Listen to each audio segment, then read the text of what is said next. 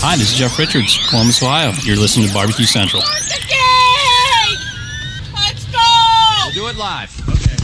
Well, do it live! I'll write it and we'll do it live! So to get that perfect barbecue, you use wood. Are you sure it's safe? Whatever. We put the lighter fluid on, strike the match, and... Oh! Should we call the fire department? That might be a good idea.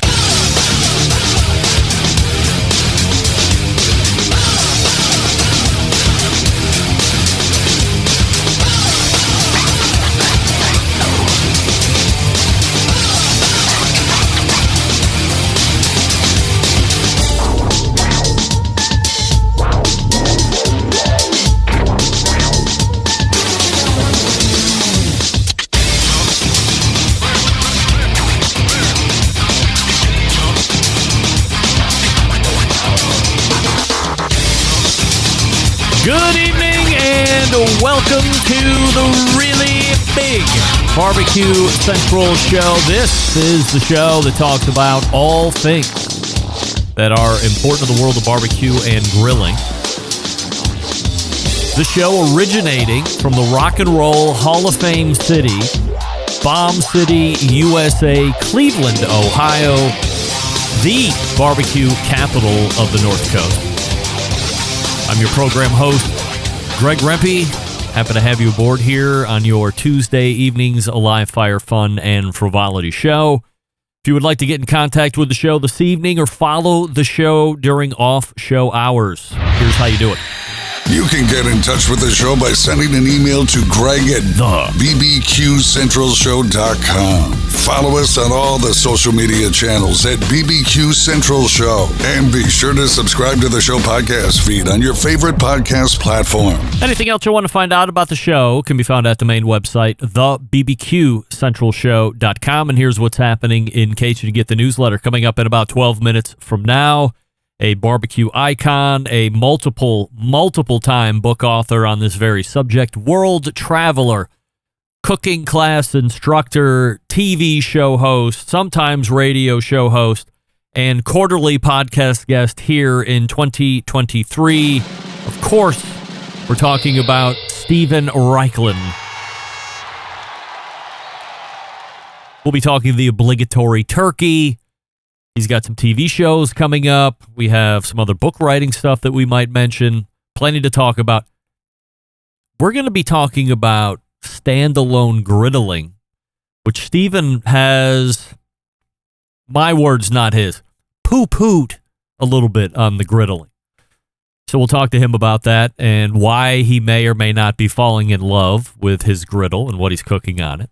And then after Stephen Raichlen, we will be joined by our third Tuesday of the month regular guest, 35 past the first hour, and the creator of CookoutNews.com, Wes Wright, will be joining us.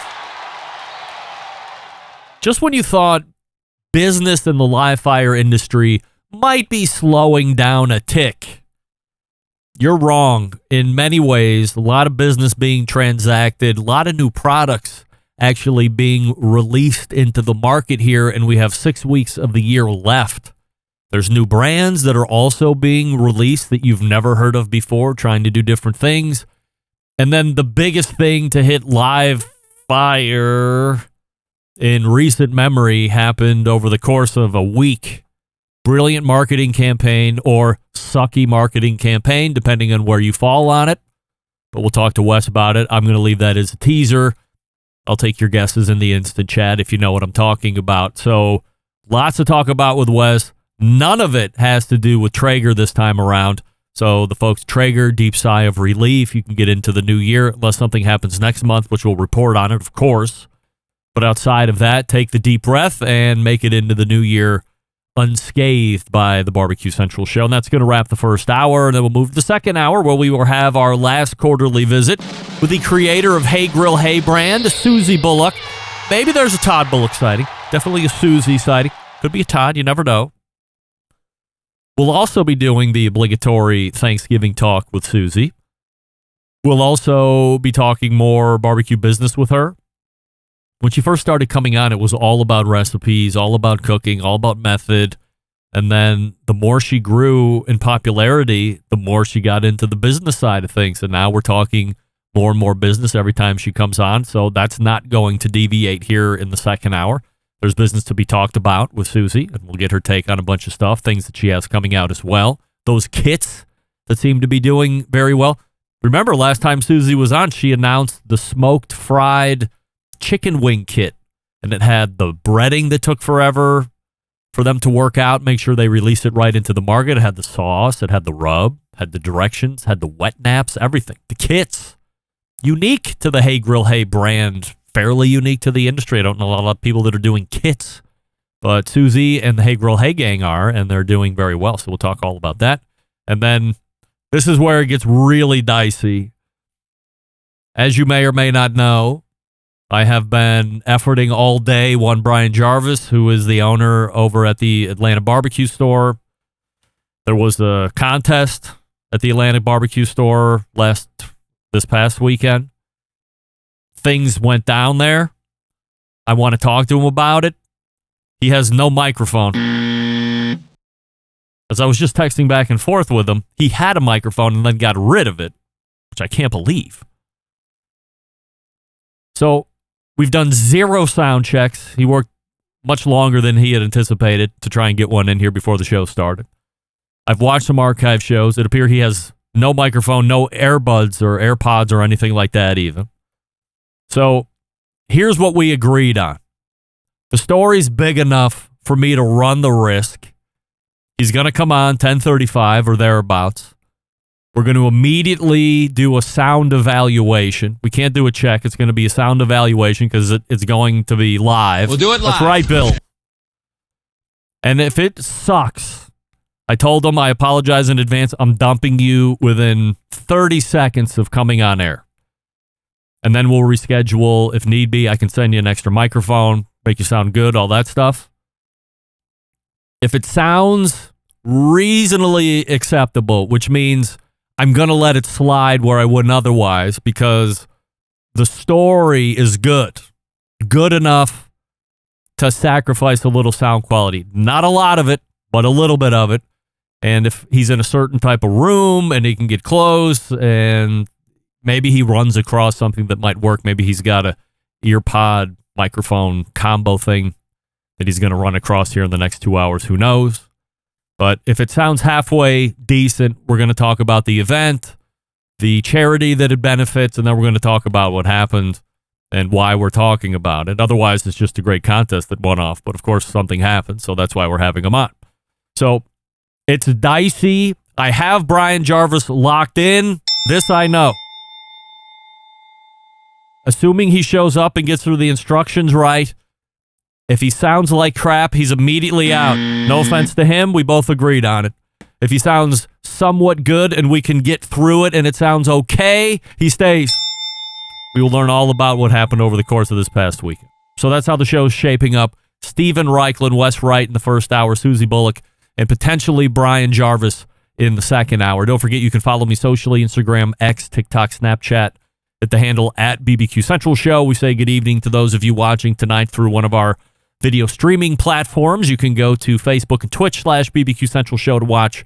You can also watch on YouTube, which is youtube.com/@BBQ Central Show. We also have a new YouTube poll question of the week. We're asking everybody this.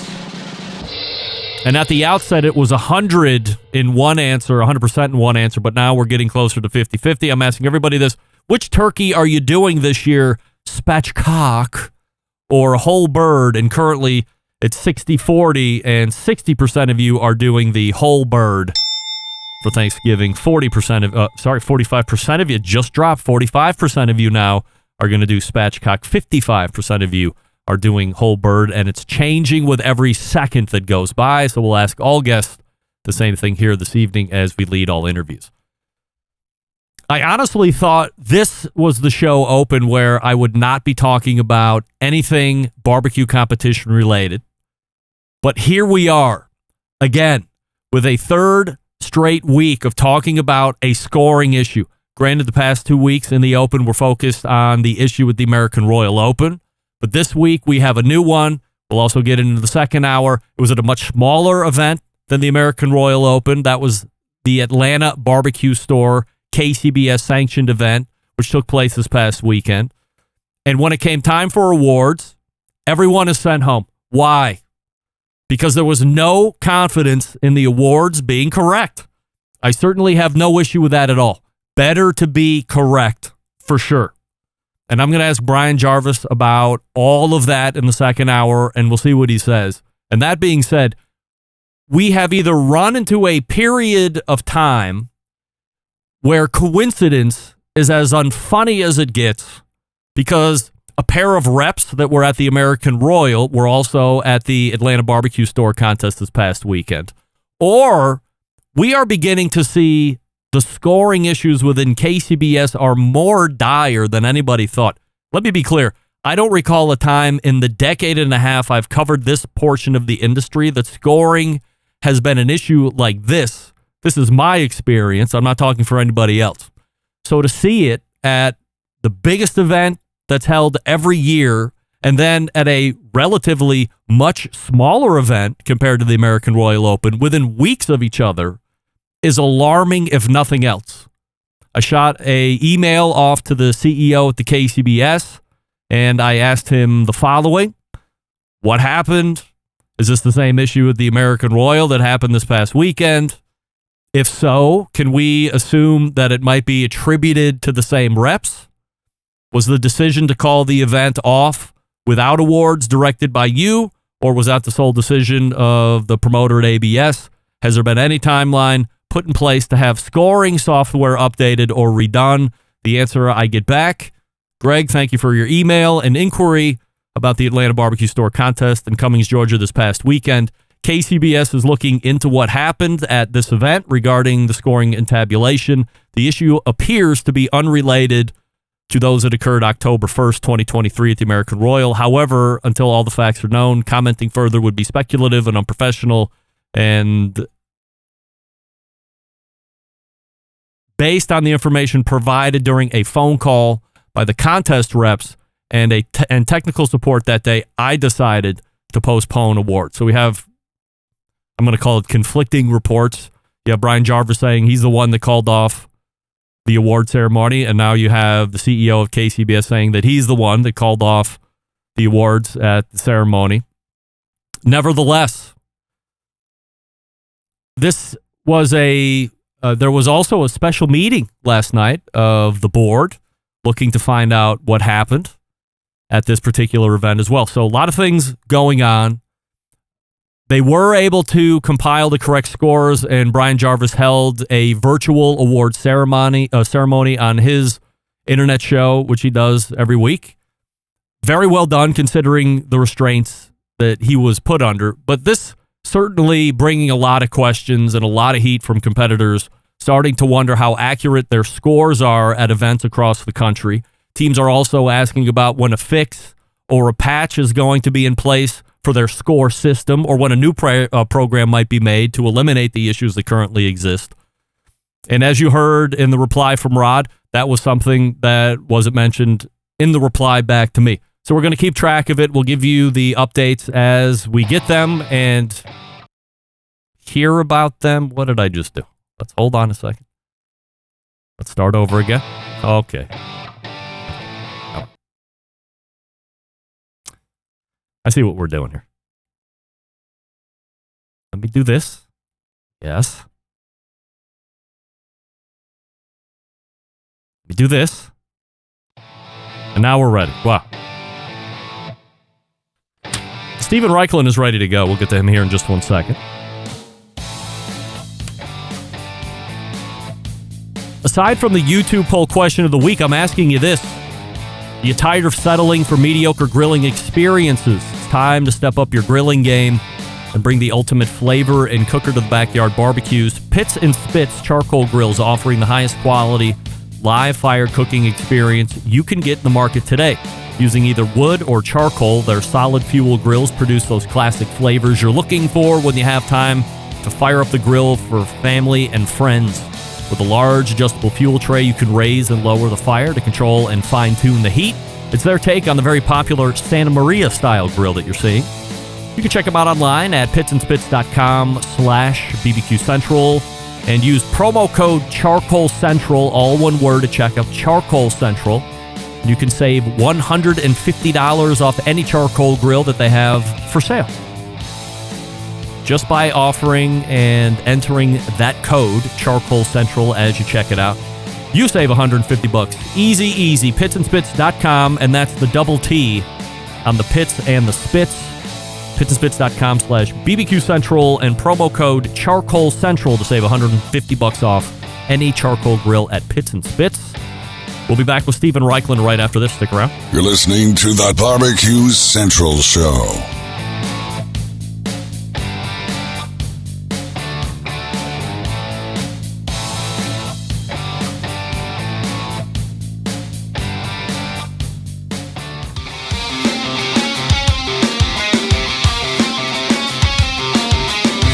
Broadcasting live from the Barbecue Central Show studios in Cleveland, Ohio.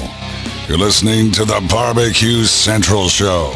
Once again, here's your host, Greg Rempe. Welcome back. This portion of the show being brought to you by CookinPellets.com, your number one source for quality wood pellets for all your pellet-driven cookers. You visit CookinPellets.com and then figure out what you want to buy, and then when you're ready to buy, you go to Lowe's.com or Walmart.com or Amazon.com. How do you forget that one? Same great products, just great shipping rates as well. Great folks over at CookinPellets.com. My first guest tonight, an icon in the industry, host of TV shows, creator of Barbecue University and teacher, James Beard Award-winning author, and recurring guest right here on the show, our pal Stephen Raichlen. Stephen, we have a YouTube poll question of the week that we're asking everybody and all guests alike, which is this: which turkey are you doing this year, spatchcock or whole bird?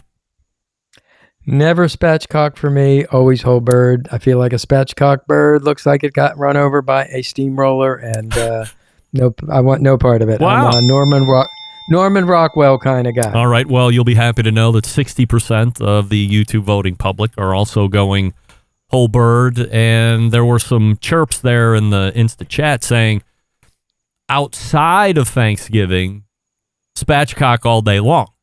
But give me Thanksgiving in particular, which is where we're going to be at in a couple days. And like you're saying, they want the Norman Rockwell, they want the aesthetic, they want the old school vibe and feel. So everybody's going whole bird.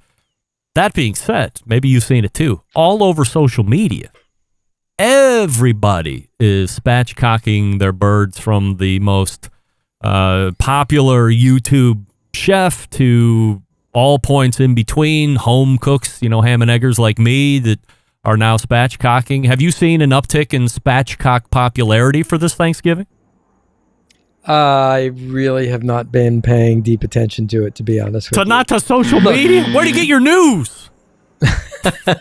Well, I have to confess, from the New York Times, but I know that's probably going to make me unpopular with a lot of people too. An actual news outlet. Call me old-fashioned. How dare you? Yeah, call me old-fashioned. I write for the New York Times, and, I go with them. All right, so it's whole bird in the Stephen Raichlen house because we like Norman Rockwell and the way it looks and feels. We like the way it looks and feels. It's a centerpiece, Okay. What are the traditions otherwise at a Stephen Raichlen Thanksgiving? Well, every year for about 20 years, I did my turkey a different way. I've spit roasted it. I've done beer can turkey one year. I slid truffles under the skin one year. I loosened the skin and filled it with herb butter and herbs. And I really sort of settled on a method that it's my go-to method, and that is a 24-hour brine, basic brine, 1 cup salt, 1 cup sugar, 1 gallon water, fresh herbs. And then I actually always cook my turkey on a big green egg. I feel like that little felt ring in the ceramic cooker holds in moistness. I go at about 325 to 350 for the first 3/4 of the cook, and then right at the end crank it up to 500, baste the bejesus out of it with melted butter to try and crisp up the skin. Try saying that 6 times. And that's my bird. How much of a hold time are you allotting, and what size do you feel is the best size to cook? So I prefer multiple small turkeys to one big monster turkey. For me, the ideal size is about 12 pounds, 12 to 14 pounds. Hold time, do you mean hold time once it comes out off the smoker? The other thing I've been seeing a lot of, we've talked about it for decades, but target temperature to get it to pull out of the oven or off the cooker. So I've been seeing a lot of 155, pull it out, let it rest 25 or 30 minutes to get you to the carryover of, let's call it, early 160s, maybe to a 165, although I prefer a little sub 165. I think you can dry out pretty quick on the breast if you're shooting for 165 and then the carryover. But just wondering from that tactical standpoint, where you pull it at, and then do you allow for a certain amount of carryover? Yeah, I pull it about 160 and I let it go up to 170, 172, something like that. I feel like poultry, for me, chicken, turkey, it's a little more tender when it's slightly overcooked. I know that's heresy again. I guess tonight is my night for Raichlen heresy. You're going to tell us you secretly put ketchup on hot dogs too after you boil them to cook? I do not. No. Negative to that. I don't even like ketchup, which is, I guess, probably yet a third Raichlen heresy. Crazy. So let's switch topics. I'm burying myself here. what about the? So are you getting heritage breed birds? Now, this is something I've heard become very popular over the last 2 years. Much more expensive than you're getting at the everyday store for 99 cents a pound. I think these can range $6 to $12 a pound or something like that. Well, to be honest with you, this year I'm going to somebody else's house for turkey, which is going to be really nice. But we always, our sort of baseline is organic turkey, and then we have had the heritage turkeys many years. I just think they taste better. I think they're raised in a more healthy, sustainable way, and it's a holiday. I'm willing to pay a little bit more to eat a higher quality bird. When we look at Thanksgiving, there's no publicity, especially when compared to Halloween preceding it, Christmas obviously following it, or whatever you're celebrating in that holiday season. And for what is considered to be such a major holiday, it does appear to fly under the commercialization radar, if that's even a saying. Why do you think that is? That's a really good question. I could make a guess. I don't know. Black Friday sort of takes care of the rampant consumerism that comes after Thanksgiving. If I were an idealist, I might say that, it's one time of year when we all kind of cut back from consumerism and just be thankful for being alive and having our loved ones in our health. But that's probably, in the world we live in, being a little overly optimistic today. I ask this question every year, and I'm such a turd because every year I have said that I'm going to be a better turkey eater throughout the year. Well, guess what? I'm no better this year than I have been in past years. In other words, Thanksgiving is my biggest turkey eating day, and unless I'm at a barbecue restaurant that's offering smoked turkey of some sort, I'm really not cooking it at home. How many times a year are you actively eating turkey? I would say we do a whole turkey, obviously, for Thanksgiving. We'll do maybe 2 whole turkeys and maybe 4 or 5 turkey breasts. I mean, I love to brine and smoke a turkey breast in the summer when we have company coming to visit. And, it's just have it, slice it up for sandwiches. Yeah, so I'm not, in fact, it's sometimes very frustrating to try and find fresh turkey other times of the year than November. Favorite sides, and then we're going to get off of Halloween, Thanksgiving. Yeah. Okay. So, homemade cranberry sauce, of course. homemade. I either do a stuffing, or in my book, Project Smoke, I have a mushroom bread pudding. That's sort of become our go-to stuffing.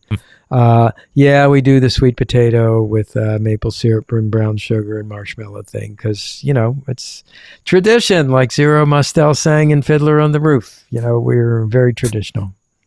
In keeping in one vein of heresy, and this is probably mine and not yours, is there any room at the table for jellied cranberry where you can cut a nice cranberry puck off and put it on a slice of turkey or on some stuffing or something like that, or no way? Absolutely. I love that stuff. When I was growing up, my Aunt Linda, who was just slightly older than I was, used to cut little jack-o'-lantern faces and slices of cranberry jelly, and I've always retained a fondness for it. We've talked about the raging popularity of the griddle that is making its way into people's backyards. It's now a complementary piece to a charcoal grill or gas grill or you name it. How is it growing on you? I know you're a big plancha guy, and typically that's like a separate piece throwing it on a live fire, but have you bought more into the freestanding griddle? Greg, I just acquired my first freestanding griddle in my backyard, and I've used it for every meal in the last 48 hours. Wow! And I'm absolutely crazy about it. First of all, there's certain foods you can cook on it that really are difficult to cook on a grill, like eggs, like pancakes. Yes, you can do a grilled cheese sandwich, as I've written about it, but you get a different texture when you grill cheese a sandwich on a plancha. So I'm really having fun with it. And, and it's maybe just after 25 years of writing about grilling and smoking, it's the challenge of using a new piece of equipment, the fact that you can put it outdoors, satisfy certain needs. I think in the past we've talked about these A5 Wagyu steaks, these ridiculously generously marbled and expensive steaks from Japan. And if you try and cook those on a grill, the dripping fat is going to turn the whole thing into a burning conflagration. However, if you cook those on what in Japan would be called a teppon, we call it a griddle, you get a crusty outside, you keep all that luscious fat inside. So there are things you can do with a, in fact, I guess, spoiler alert, I am working on a book on plancha and griddle cooking. Being a Raichlen book, it will delve deeply into the history and culture and anthropology of griddles. Four of the world's great cuisines have them, right? You think about the plancha in Spain, you think about the teppon in Japan, you think about the Mongolian grill in Taiwan, you think about the griddle in the United States, the piastra in Italy, so I guess that's five, right up the champa in Argentina. So, this is a cooking device. Obviously, many great chefs and cooks have found that searing on hot flat metal can do wondrous things that you can't even do on a grill. So I'm exploring that now and really having fun with it.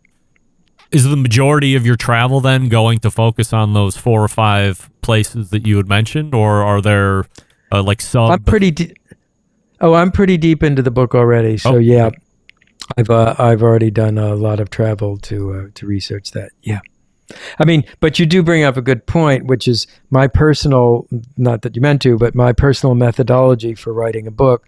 First thing I always do is pack a suitcase. And the first part of the book writing process, it's always traveling, seeing, doing field research, and then coming back and putting it all together in my home and test kitchen.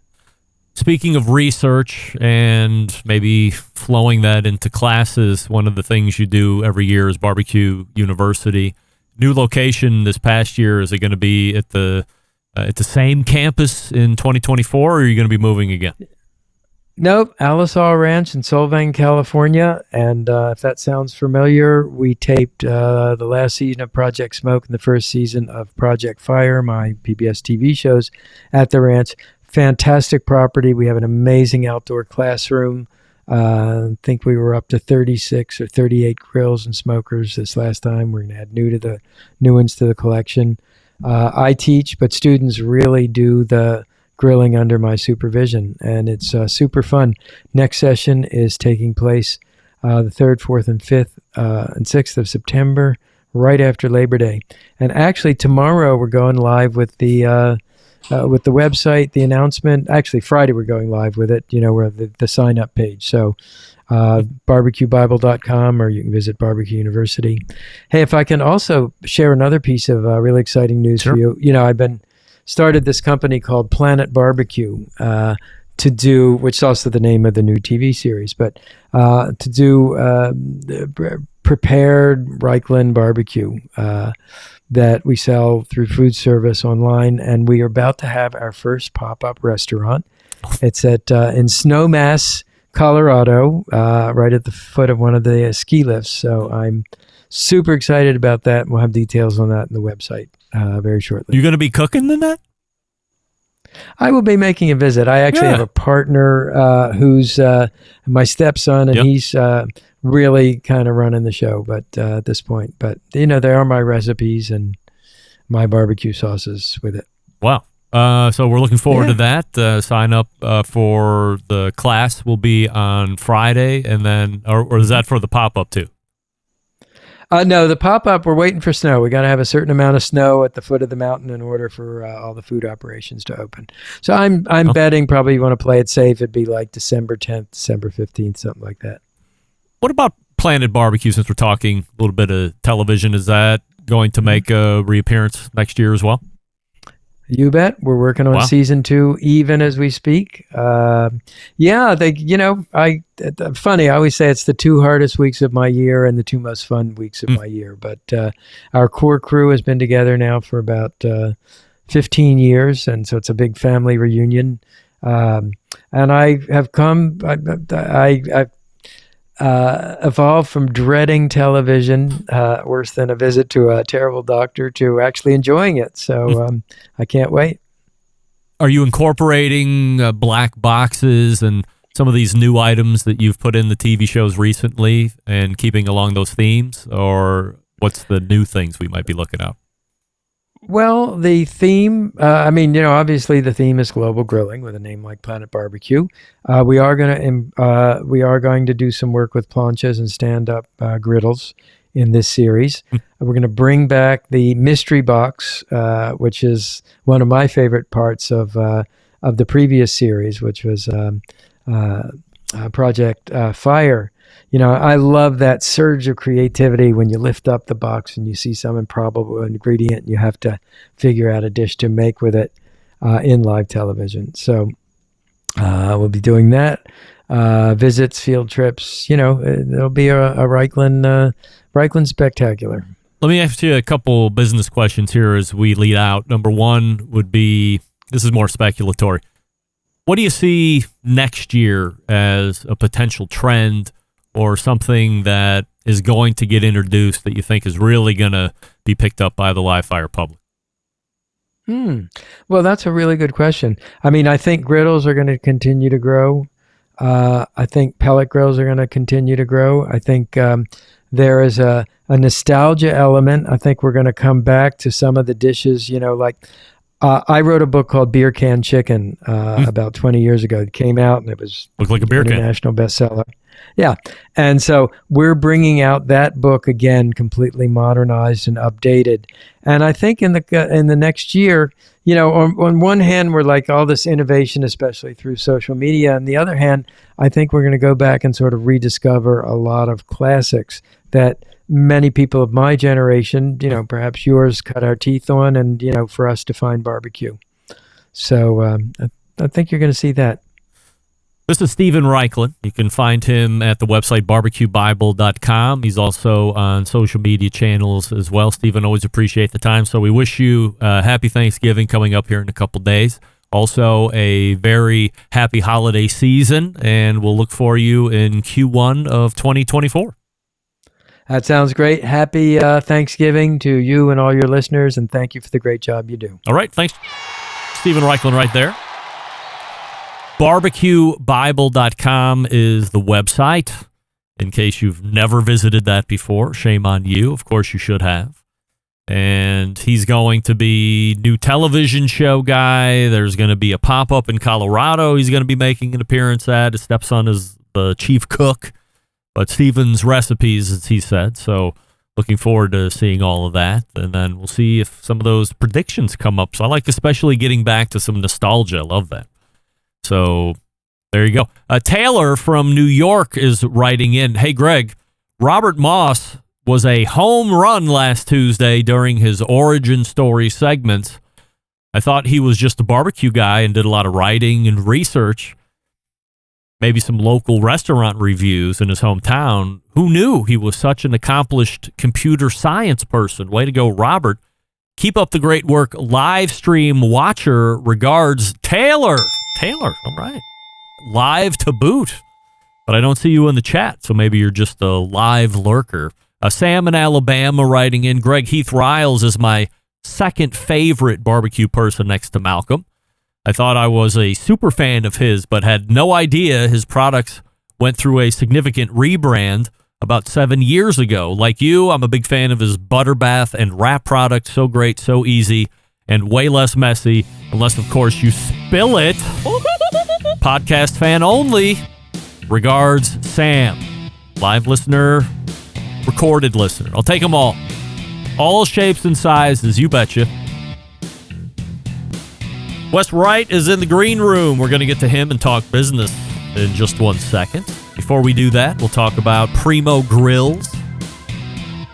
Now, maybe if you were actively listening to Steven talk when we were talking about how he cooks his turkeys, he prefers to put it on a ceramic cooker because why? He thinks it lends itself to a more humid cooking environment. Well, guess what? I 100% agree. What did I tell you? A week ago Sunday, I put on 2 racks of ribs, fired up the Primo for indirect, so I put in the deflector plates all the way around to make sure I wasn't getting any direct heat. Set that thing at 275, held rock solid. And after 3 hours, when I opened it up for the first time, thought about hitting it with a little bit of spritz of water / apple cider vinegar. But after I opened the top, oh mercy, those things were as humid looking as they could be. Now let me ease your mind. Humid like all the rub washed, whatnot? No, not like that. Just a nice, juicy product. Almost like it was self-basting. Can that be? Maybe.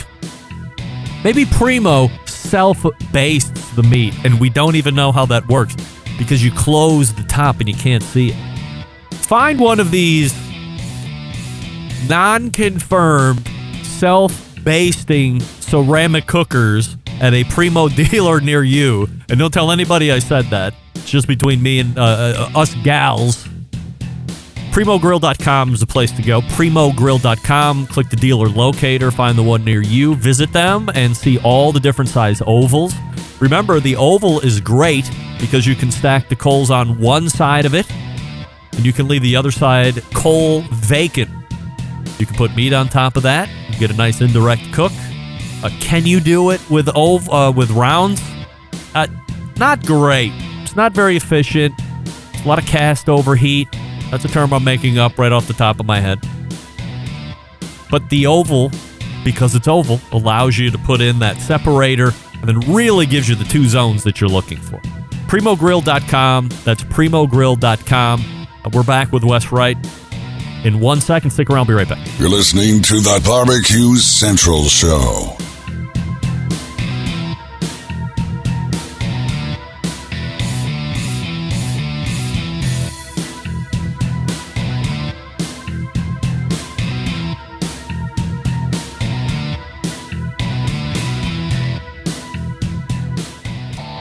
Howard Stern, Jim Rome, Dan Patrick, and Greg Rempe. The Mountain Rushmore of talk show entertainment. Now, let's get back to the Barbecue Central Show. We thank Stephen Raichlen for joining us the last segment, barbecuebible.com. This segment brought to you by Fireboard, where you can monitor up to 6 different temperatures simultaneously. You can connect to the Wi-Fi's for cloud-based monitoring or the Bluetooths. If you have smart speakers in your home, Fireboard is integrated with most of those. Fireboard.com is the website. You can call with questions, 816-945-2232. And don't forget, next week, Ted Conrad makes his return. We're going to be talking about that Fireboard beacon. My next guest tonight is the creator of the cookoutnews.com website and third Tuesday of the month regular guest. And now we can add this to the docket. Barbecue Central Show Guest Hall of Fame nominee. I am, of course, talking about Wes Wright. All right, Wes, so we have a YouTube poll question of the week that we're asking everybody here this evening, and Stephen Raichlen gave us his answer, and now we need yours. This Thursday, you are cooking what? Spatchcock or whole bird?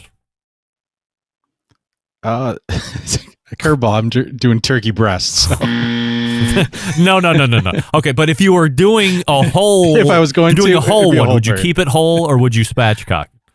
I'd do a whole. All right. So 57% of the YouTube voting public now are saying whole bird, and it's getting closer and closer to 50-50 as every second passes. A lot of stuff to talk about here.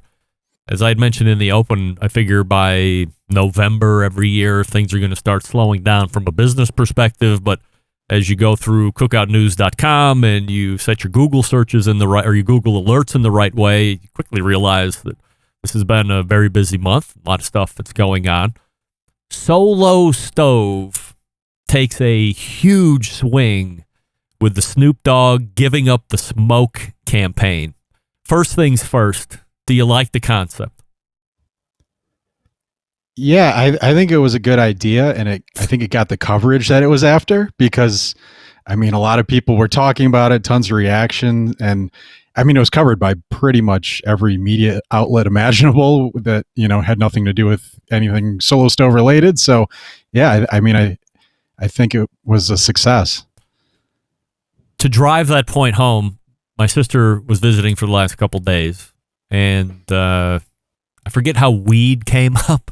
I'm not a big weed guy myself, but somehow weed came up, and immediately it was like, oh, did you hear or did you see that Snoop Dogg is giving up the smoke? And she was shocked and immediately went to the phone to try to see the post, this and that, to ask for space for family, respect my decision, this and that. And then, 3 days later, he's coming out with, I'm not giving up weed, of course. I'm giving up smoke from my bonfire grills or from my campfire. And so now they have this jointly branded Solo Stove fire pit, which I'm sure, was it like $100 and some odd dollars more than whatever the normal stainless steel one is? Maybe a little less than that because it comes with a stand too. So yeah. Any idea what kind of money Snoop Dogg gets to do this? Yeah, I have no idea. I'd just be throwing out a guess. I mean, it's got to be what, mid to high six figures, maybe seven figures. I mean, because he has what, 120 some odd million followers across social media. Then you're getting him to do a short commercial spot too. That's got to be a lot of money. I'm thinking it's way over what you were talking about. I'm thinking it's like $5 million. Yeah, could be. If you told me that was it, I wouldn't argue with you. I did send out an email to John Maris.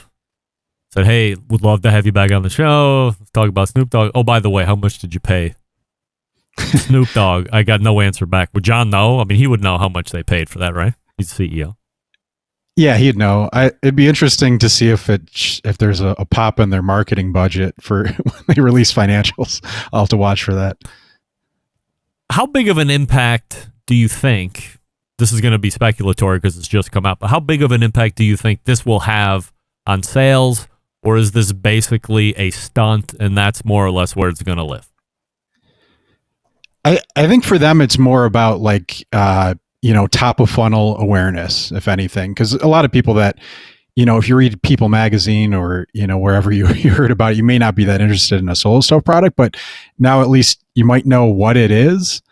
I kind of laughed at some of the media coverage of it because it was clear they had no idea what a Solo Stove was. Like they said that he wasn't giving up weed. He, was branding a stove, and it's like, well, it's not a stove. Or they said he was branding a grill, and it's like, it's not a grill either. But, it's just kind of funny.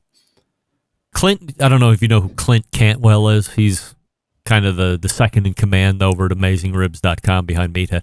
But Clint and I did a hickory-flavored propane April Fool's stunt like 12 or 13 years ago. And everybody bought it. In your expert opinion, which is bigger nonsense? Hickory-flavored propane stunt that Clint and I did or the Snoop Dogg stunt? I think they hit a little different. I think yours is kind of clever because it's something that people would believe, but it's not even a real thing. I think with the Snoop Dogg thing, it was that people interpreted it, and then even like you would read major media outlets would say he said he's given up smoking weed as like a direct quote, and it's like he didn't say that. Never said that. But yeah, he never said that. So, but I like yours because it's something that's believable that someone would try, and it's not even a real thing at all. I remember like 3 years after the fact, somebody must have gone through the archives and was like half paying attention. And then I got the email, does Kingsford still sell the hickory flavored propane? And I wrote back and was like, were you really listening? You should go back and take another run at that, because at the end of the segment, we said it was April Fool's and this and that. But boy, it went like gangbusters there for a little while. All right, so let's transition off a Solo Stove. Let's go to Loco Cookers, which was really taking the griddle world by storm there for a good chunk of time. And in your article that you wrote on cookoutnews.com, it says that Loco Cookers cuts the cord on the digital knob display. What's exactly happening with this particular griddle? Yeah, instead of having that little, I guess it's like an LED or LCD display on each of the knobs, it's just, you set it to a temperature, and then it doesn't need a power cord to keep that temperature, so you avoid that creep you get with griddles. That's their innovation with that product. So, and it's at a cheaper price point too. I want to say $400, something like that. I could be wrong, but it's around there. So taking away the display, does that really strip out a lot of cost? Is that a pretty expensive feature? I mean, it must be if they're able to make it be cheaper. It doesn't, and it has a cool look to it. So there has to be a cost associated with that. And they also ripped out the covered card air, so now it's more like a Spirit version Weber instead of the Genesis, right? Yep. Where do you rank Loco as a company in this landscape right now, the griddle landscape? They have distribution through Home Depot, which that's pretty phenomenal. So I would think in awareness, I'm trying to think if there's anyone. I mean, they've got to be in the top couple. I mean, it's really like, it's Blackstone and everybody else, but I would think behind them, they've got to be, one or two behind them. But I think too, like what they do with their like original, like Low Country, broils, I think that's a really cool market that is pretty untapped, that they're the only one that's like a real brand in it, as opposed to like some off brand. So I think they have a lot of runway there too. RecTech is going into Ace Hardware, so as we talk about Loco getting distribution inside of Home Depot, Ace Hardware and RecTech are now teaming up. This is obviously a large deviation of their previous direct-to-consumer concept or way of doing business. So what are the potential wins and losses for them doing this? I think on the losses, you lose that some of that connection with the consumer. You lose that data of who's buying what, or whether it's perceived or real. Just that connection that sometimes consumers feel from ordering from their website itself. What you gain obviously is more visibility. You're at they said it's up to the Ace dealers whether or not they want to carry them, but you get a different consumer base that is going to see your products like on the showroom and be aware of it that way. Does this affect the Traeger positioning at all? It's another competitor for them, and it'll be interested, especially because Traeger, I've heard, has some like aggressive merchandising. So, I'll be interested to see how that plays out, where they're sharing space with RecTech and what they do about it. But I mean, Traeger's in, Home Depot and Ace. So they're around for everyone. But it'll be interesting to see how they set it up. Next if they carry them next to each other or just one or the other. Is this an exclusive agreement, or could they branch out to even more retailers? That being Rectech. Yeah, they didn't really say. I don't know. I don't know the terms of it. If I had to venture a guess, I would say it's not exclusive, but I think that the brand they've built isn't quite ready to go to like a Home Depot. It would really change kind of what their positioning is. Not to say they couldn't do it, but it's just different. They were founded where everyone had the founder's phone number if you had a problem with your grill, and obviously that's not going to happen if you're selling in Home Depot. It's just a lot different from their branding. Are most successful companies the ones that are finding that mix between direct to consumer and also building healthy distribution through either big box retail or a large distribution or distributor network? Yeah, I think there's definitely some diminishing returns or like a sweet spot between that mix. That's something that Solo Stove talks a lot about. And like a year ago, they were D2C only, and that's all we do.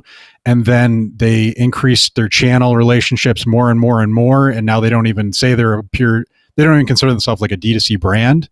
And they say that it raises awareness. And if you look at their earnings, all their D2C has been decreasing while they've gained, sales through all their channels. And they say it's not cannibalizing their business because they're accessing a different consumer that wouldn't traditionally shop D2C, and it adds awareness. So I think, they're like a case study in finding that sweet spot of, what's D2C versus through retail channels. Blackstone, which we know for griddles, is also fairly formidable in the pizza oven market, and they've introduced a new portable pizza oven. What do we like about it, and what could be better? I think that like $300 to $400 is you can get a lot of pizza ovens now for that range that are some great pizza ovens, and so this is their entrance into that market. It's they're more expensive ones, it's for like a 16-inch pizza, where this one is more like a 12. I think the stone itself is 13 inches. And so, they took that similar technology as a rotating stone, electric start, which I really like. And it loses that top stone in the more expensive one. And it'll run off a 20-pound tank or a 1-pound tank. What's neat about it too is it has actually a closing door on the front, which I'm curious to see how well that works, because it's slotted so you can see inside. So I'm curious to see how much heat retention it has. One of the complaints of the bigger versions was that burner that's patented in the back can get like really effing hot, and there's some learning curve to make sure that you're not burning the hell out of your pizzas. Is this dialed back considerably just due to size? It doesn't have that afterburner type thing in it? Yeah, well, this one, it says it has a max temp of 800. So, people say the sweet spot for pizzas is like 840, I've heard. I don't know where that was derived from, but so and Blackstone's actually sending me one, so I'm going to, review it firsthand. So I'll be interested to see. But yeah, it looks like a nice oven, and that rotating technology is definitely easier than using a peel and turning your pizza every 30 seconds, Last one here is W.C. Bradley bringing a new brand and a new product to market. And this is different from the Charbroil Edge. So it looks like the parent company is really pushing in on being the leader in full-size electric grills. Yeah, they're going all in on it compared to everybody else. And I think what's cool about it too is so it's going to be the first one that has, phone connectivity, and rather than marketing it initially like through traditional, grilling outlets or grill marketing, I'll call it, they're going to the Consumer Expo show Consumer Entertainment show in Las Vegas, which is all the consumer gadgets and stuff like that. So I think it's neat that it's going into that place. And I think that crowd might like that product and introduce some new people to grilling. I think it's a cool idea. Have you had any hands-on experience with it yet? I don't. It's not supposed to ship till February. Oh. I'd love to try it and see, how it compares to the Edge. One thing I didn't mention in the article too, but they say in their, I can't remember where I saw it, but they say it's the only electric grill that goes to 700 degrees. And I was thinking, well, the Edge does. So does that mean they're getting rid of the Edge, or what are they doing with that? Oh. So why? I'm not very smart, so you can work me through this. Charbroil brings the Edge out. They were going to make some revisions to it. They were going to get rid of that weirdo warming rack that was all the way over on the corner right. They were going to give you a full cooking grid surface. Granted, it's not huge as far as cooking space, but if you are in a live fire restricted apartment complex, or you don't feel comfortable using propane or charcoal, by and large, it was a decent option. The only complaint I really ever had was you really had to start out at 700 degrees, number one, all the time. And then as soon as you started opening up the lid, for as much as I was told recovery was very quick or comparable to what a gas or charcoal grill was, I didn't find that to be the case. It was struggling to register back to 700 if it even never got back there at all after its initial climb there. Why not bring a new electric grill under the Charbroil name instead of launching a new brand and then giving it some, real, so now you have the new name of the grill and it's, obviously very different from what the Edge is like, but why make that big of a divergence? If I think what it might be is that a Charbroil electric grill, you're marketing it to people that like grilling, right? And they might be more resistant to trying an electric grill. Where if you have a new brand that's all about, smart cooking and technology and things like that, it might have a different market and a different appeal. Like marketing can be so funny like that. I know you post watches on Instagram and stuff like that. And I can't remember if it was Fossil or somebody. I read a case study where they brought out their watch that was like pretty entry level and no one bought it. Then they jacked up the price a few $100, and all of a sudden they had like an interest and people thought it was, a great product all of a sudden.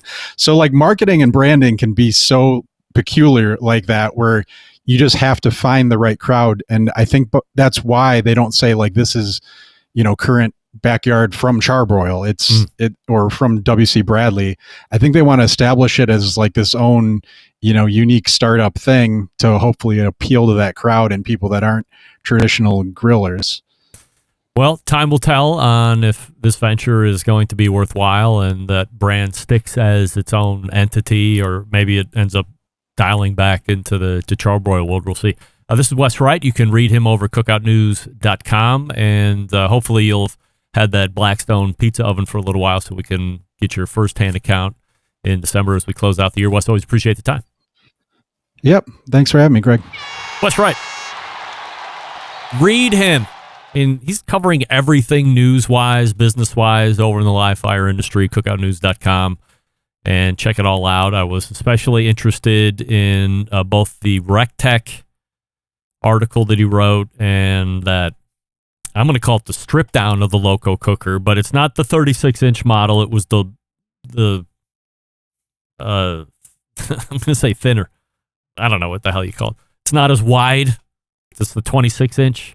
So you got the cart ripped off of it, and you had the LCDs taken out of it to show the temperature that the top was at, all that stuff. And now it just looks like an oven, unless you got a digital oven. But if you don't, you just twist it up to where the temperature is. That's what it looks like now. So we'll see where it goes. Maybe I can land Mr. Plumber in 2024 again and get a little catch up there. Right, we are done with the first hour. Stick around. We'll be right back. Continuing to produce incredibly mediocre content in an exceptionally professional way. You're listening and watching the Barbecue Central Show. Once again, here's your host, Greg Rempe. And we thank Wes Wright for joining us last segment. Cookoutnews.com is the website. Currently, as we get ready to close the first hour, 58% of you say you're doing whole birds on Thursday. 42% of you saying you're doing spatchcock birds. And we'll get our second hour guests online with that as well.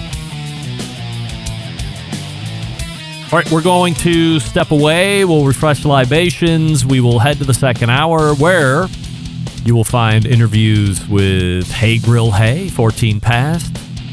And we'll see what happens with Brian Jarvis, 35 past or thereabouts.